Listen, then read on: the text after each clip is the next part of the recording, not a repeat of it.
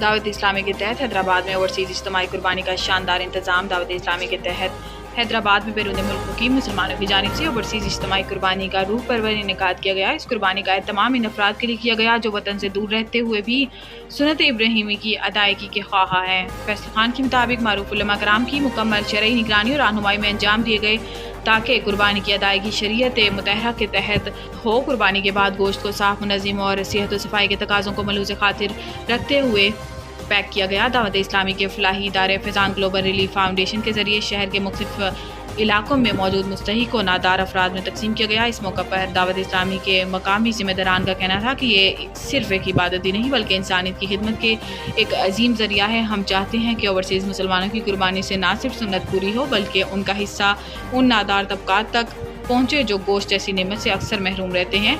मुस्तफ़ीद होने वाले अफराद ने दावत इस्लामी के इस रिफाही जज्बे को सराहते हुए दुआएं दी और इज़हार तशक्कुर किया।